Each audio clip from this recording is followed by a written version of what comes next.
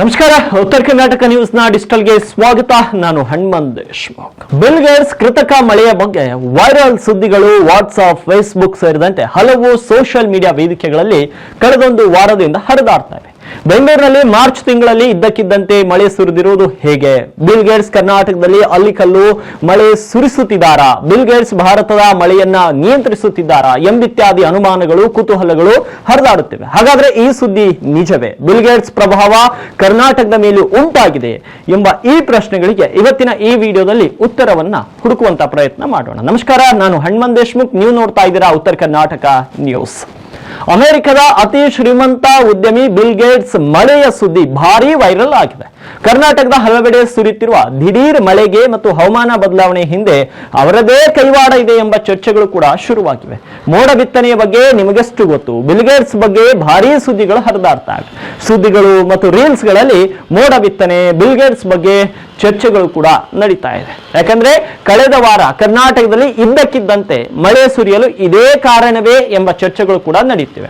2007ರಿಂದ bill Gates ತಮ್ಮ ಸ್ವಂತ ಹಣವನ್ನ ವಿಜ್ಞಾನದ ಅಸಾಂಪ್ರದಾಯಿಕ ಬ್ರಾಂಚ್ ನಲ್ಲಿ ಹೂಡಿಕೆ ಮಾಡುತ್ತಿದ್ದಾರೆ. ವಾತಾವರಣಕ್ಕೆ ರಾಸಾಯನಿಕವನ್ನ ಚುಚ್ಚುವ ಮೂಲಕ ಮನುಷ್ಯರು ಉದ್ದೇಶಪೂರ್ವಕವಾಗಿ ಭೂಮಿಯನ್ನ ತಂಪಾಗಿಸಬಹುದು ಎಂಬ ಬಗ್ಗೆ ಅನ್ವೇಷಿಸುವ ಸಂಶೋಧನೆಯನ್ನ ಅವರು ಬೆಂಬಲಿಸುತ್ತಿದ್ದಾರೆ. ಹೀಗಾಗಿ ಬಿಲ್ ಗೇಟ್ಸ್ ಮಳೆಯ ಕಾರಣದಿಂದಲೇ ಕರ್ನಾಟಕದಲ್ಲಿ ಈ ರೀತಿ ಆಲಿಕಲ್ಲು ಮಳೆ ಆಗುತ್ತಿದೆ ಎಂಬ ಚರ್ಚೆಗಳು ಕೂಡ ಶುರುವಾಗಿದೆ.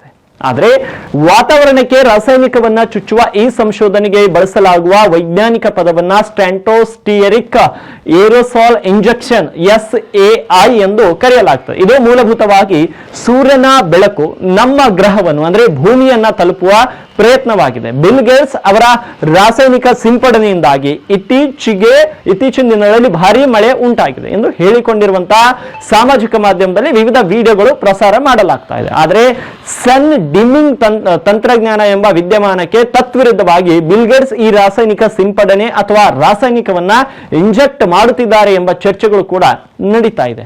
ಆದರೆ ನಿಜಕ್ಕೂ ಈ ವದಂತಿ ಎಷ್ಟು ನಿಜ ಅಂತ ನಾವು ಕುಲಂಕುಷವಾಗಿ ನೋಡಿದ್ರೆ ಗೊತ್ತಾಗುತ್ತೆ. ನಿಜಕ್ಕೂ ಈ ವದಂತಿ ನಿಜನಾ ಅಂತ ನೋಡೋದಾದ್ರೆ ಬಿಲ್ ಗೇಟ್ಸ್ ಹವಾಮಾನ ಬದಲಾವಣೆ ಪರಿಹಾರಗಳನ್ನ ಅಧ್ಯಯನ ಮಾಡಲು ಸ್ಕೋಪೆಕ್ಸ್ ನಂತಹ ಕೆಲವು ಯೋಜನೆಗಳ ಮೂಲಕ ಸೌರ ಭೂ ಇಂಜಿನಿಯರಿಂಗ್ ಸಂಶೋಧನೆಗೆ ಹಣಕಾಸು ಒದಗಿಸಿದ್ರು. ಈ ಯಾವುದೇ ಪ್ರಯೋಗಗಳು ಭಾರತದಲ್ಲಿ ನಡೆದಿಲ್ಲ. ಹೀಗಾಗಿ ಕರ್ನಾಟಕದಲ್ಲಿ ಬರುತ್ತಿರುವ ಮಳೆಗೂ ಬಿಲ್ ಗೇಟ್ಸ್ಗೂ ಸಂಬಂಧವಿಲ್ಲ. ಅಷ್ಟಕ್ಕೂ ಈಗಾಗಲೇ ಈ ಯೋಜನೆಯನ್ನ ತಾತ್ಕಾಲಿಕವಾಗಿ ನಿಲ್ಲಿಸಲಾಗಿದೆ. ಬಿಲ್ ಗೇಟ್ಸ್ ಕೃಷಿ ಉಪಕ್ರಮಗಳಿಗಾಗಿ ಭಾರತದ ಹವಾಮಾನ ಸ್ಥಿತಿಸ್ಥಾಪಕತ್ವ ಸಂಶೋಧನೆಯನ್ನ ಬೆಂಬಲಿಸಿದ್ರು ಮತ್ತು ಕೃಷಿಗೆ ಬಳಸುವ ಸಾಧನೆಗಳ ಕುರಿತು ಸಂಶೋಧನೆಗೆ ಹಣಕಾಸನ್ನು ಕೂಡ ಒದಗಿಸಿದ್ರು. ಆದರೆ ಕೆಲವು ಸಾಮಾಜಿಕ ಮಾಧ್ಯಮಗಳು ಈ ಕೃಷಿ ಸಂಶೋಧನಾ ನಿಧಿಯನ್ನ ಬಿಲ್ ಗೇಟ್ಸ್ ಮಾನ್ಸೂನ್ ಅನ್ನ ನಿಯಂತ್ರಿಸುತ್ತಿದ್ದಾರೆ ಎಂಬ ಸುದ್ದಿಗಳನ್ನ ಹರಡುತ್ತಿದ್ದಾರೆ. ಇದೆಲ್ಲವೂ ಸಂಪೂರ್ಣವಾದ ಒಂದು ಕಟ್ಟು ಕಥೆಯಾಗಿದೆ. ವಾಸ್ತವದ ಸಂಗತಿ ಅಂದ್ರೆ ಬಿಲ್ ಗೇಟ್ಸ್ ಹಾರ್ವರ್ಡ್ ವಿಶ್ವವಿದ್ಯಾಲಯದಲ್ಲಿ ಪ್ರಾಥಮಿಕ ಸಂಶೋಧನೆಗೆ ಹಣಕಾಸು ಒದಗಿಸಿದ್ರು. ಇದು ಸೂರ್ಯನ ಬೆಳಕನ್ನ ಪ್ರತಿಬಿಂಬಿಸಲು ವಾತಾವರಣಕ್ಕೆ ಕ್ಯಾಲ್ಸಿಯಂ ಕಾರ್ಬೋನೈಡ್ ಕಣಗಳನ್ನು ಬಿಡುಗಡೆ ಮಾಡುವ ಸಾಮರ್ಥ್ಯವನ್ನ ಅಧ್ಯಯನ ಮಾಡಿತ್ತು. ಇದನ್ನ ಸನ್ ಡಿಮ್ಮಿಂಗ್ ಎಂದು ಕರೆಯಲಾಗುತ್ತೆ. ಈ ಯೋಜನೆಯು ಭಾರೀ ಟೀಕೆಗಳನ್ನು ಎದುರಿಸಿತು. ಹೀಗಾಗಿ ಇದನ್ನು ಕೂಡ ಸದ್ಯಕ್ಕೆ ರದ್ದುಗೊಳಿಸಲಾಗಿದೆ. ಈ ಸಂಶೋಧನೆಗಳನ್ನ ಎಂದಿಗೂ ದೊಡ್ಡ ಪ್ರಮಾಣದ ಪ್ರಯೋಗಗಳನ್ನ ನಡೆಸಲಿಲ್ಲ. ಹೀಗಾಗಿ ಖಂಡಿತವಾಗಿಯೂ ಕೂಡ ಭಾರತದಲ್ಲಿನ ಮಳೆಯ ಮೇಲೆ ಬಿಲ್ ಗೇಟ್ಸ್ ಯಾವುದೇ ಪರಿಣಾಮ ಬೀರುತ್ತಿಲ್ಲ. ಆದರೆ ಭಾರತ ಸರ್ಕಾರ ಮತ್ತು IIT ಕಾನ್ಪುರದಂತ ಸಂಸ್ಥೆಗಳು ದೆಹಲಿಯಂತ ನಗರಗಳಲ್ಲಿನ ಮಾಲಿನ್ಯ ಬಿಕ್ಕಟ್ಟನ್ನ ನಿಭಾಯಿಸಲು ಕೃತಕ ಮಳೆಯನ್ನ ಉಂಟು ಮಾಡಲು ಮೋಡ ಬಿತ್ತನೆಯನ್ನ ಮಾಡುತ್ತಿವೆ. ಇದು ಬಿಲ್ ಗೇಟ್ಸ್ ಯೋಜನೆಗಿಂತ ಸಂಪೂರ್ಣವಾಗಿ ಭಿನ್ನವಾಗಿದ್ದು, ಹೀಗಾಗಿ ಬಿಲ್ ಗೇಟ್ಸ್ ಬೆಂಗಳೂರಿನಲ್ಲಿ ಮಳೆ ತರಿಸುತ್ತಿದ್ದಾರೆ. ಕರ್ನಾಟಕದಾದ್ಯಂತ ಅಲಿಕಲ್ಲು ಮಳೆ ಬರುವುದಕ್ಕೆ ಬಿಲ್ ಗೇಟ್ಸ್ ಕಾರಣ. ಬಿಲ್ ಗೇಟ್ಸ್ ಅಮೆರಿಕದಲ್ಲಿ ಕೂತ್ಕೊಂಡು ಭಾರತದ ಹವಾಮಾನವನ್ನು ನಿಯಂತ್ರಿಸುತ್ತಿದ್ದಾರೆ ಎಂಬ ಸುದ್ದಿಗಳೆಲ್ಲವೂ ಯಾರು ನಂಬಬೇಡಿ. ಇದು ಸಂಪೂರ್ಣವಾದ ಸುಳ್ಳು ಸುದ್ದಿ. ಹಾಗಾಗಿ ಈ ರೀತಿಯ ಲೇಟೆಸ್ಟ್ ಅಪ್ಡೇಟ್ಸ್ಗಳಿಗಾಗಿ ನಮ್ಮ ಚಾನೆಲ್ಗೆ ಸಬ್ಸ್ಕ್ರೈಬ್ ಮಾಡ್ಕೊಳ್ಳಿ ಮತ್ತು ಸೋಷಿಯಲ್ ಮೀಡಿಯಾ ಪ್ಲಾಟ್ಫಾರ್ಮ್ಗಳಲ್ಲಿ ವಿಡಿಯೋವನ್ನ ನೋಡ್ತಿದ್ರೆ ಪೇಜ್ಗೆ ಫಾಲೋ ಮಾಡಿ.